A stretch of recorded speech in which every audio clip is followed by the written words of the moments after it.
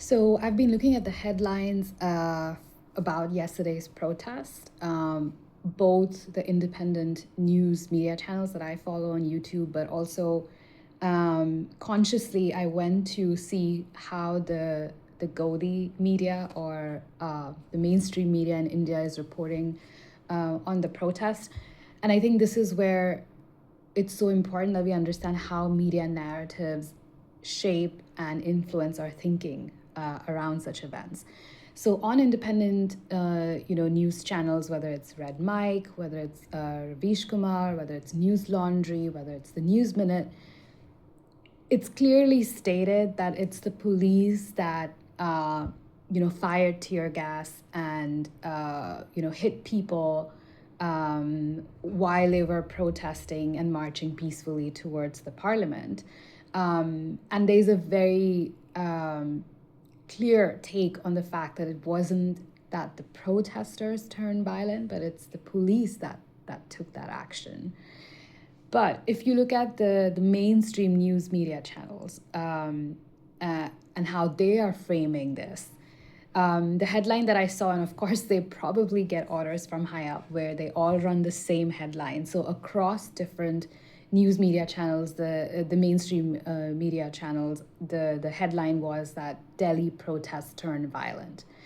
And to anyone who's not necessarily following the story, is not, engaged with people directly at the protest, or is, necessarily not looking at these protests in a good light, the message it sends is that the protesters turned violent and then the police had to respond. And that's a whole different take on what actually happened on the ground. And so the way these narratives are framed, it's also a way to discredit. It's a way to, confound and confuse people. And it's a way to also misinform people deliberately because they don't want people to know what actually happened on the ground. And so headlines like "these protests turn violent" clearly blame or put the blame on the people who were marching peacefully rather than on the excessive violence and force that the police showed towards peaceful protesters.